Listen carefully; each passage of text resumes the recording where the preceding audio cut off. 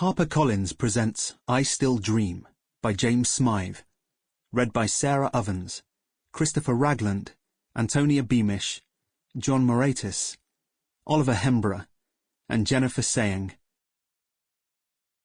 1997. OK, computer. Monday.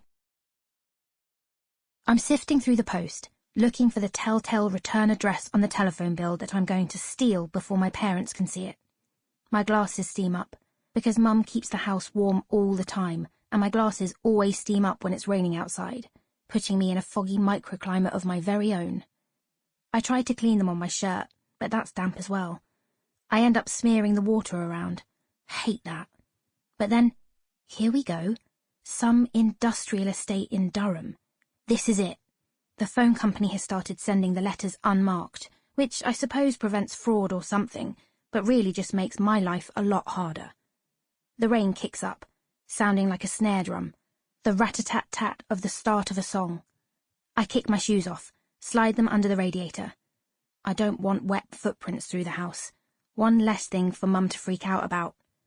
As I get upstairs, I yank off my drenched tights, chuck them into the basket in the bathroom, grab socks from the airing cupboard, still warm, and I go to my room, lie on the bed, pull them on with my feet stuck up in the air.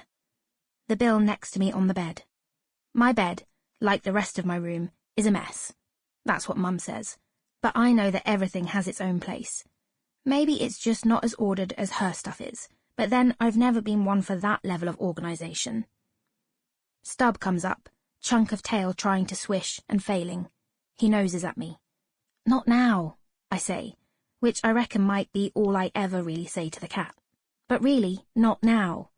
There's a bit of time pressure here. Every month, I intercept the bill as soon as it arrives. I panic because I know how bad it's going to be. I need them not to see it, and I have to read the number myself to know how bad it's going to be. I use this old letter opener that used to be my dad's, my real dad's, but maybe it was his dad's first. I don't actually know. And I slide it along the stuck-down flap. Every time I try to prise the glue apart rather than cutting it, every time I tell myself that if I manage to do this successfully, stealthily, I can put the letter back afterwards and they'll never know. But I always wreck the paper so much it's not even a remote possibility. It's a ritual now. Every month I read the whole bill. I recognise the calls I've made, the times that I made them.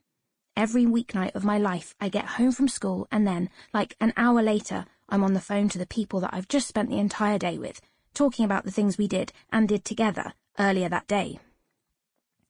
I know it's stupid, I know, but it's what we do. Everybody does it. We take it in turns with who calls who, because otherwise you get an engaged tone for hours. And God, if you get one of them when you know you're meant to be speaking to somebody else, that's the most tense hour or whatever of your life. Because who are they talking to, and what does that mean? Then, when I've read the bill, I get rid of it, throw it in a bin on my way to school. I know that doesn't solve anything. It doesn't stop the money going out of their account at the end of the month, and it doesn't stop them asking where the bill is, raging at the amount, shouting at me. They know I've taken it, but I'm strong. I blame the postman.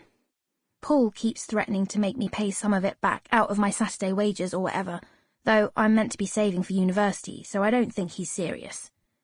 I want to tell them it's not because I don't want them to see it, I just have to know how bad it's going to be. Every month they tell me that I've got to think about other people with the phone, that somebody might be trying to get through, and, as well as thinking about other people, I should be thinking about myself. That's Mum's favourite one. Think about yourself, Laura, she says, because you have to work hard this year to make sure that everything else falls into place. Every month we have the conversation and I'm like, I know, Mum. I swear I know. Doesn't mean I can't speak to my friends.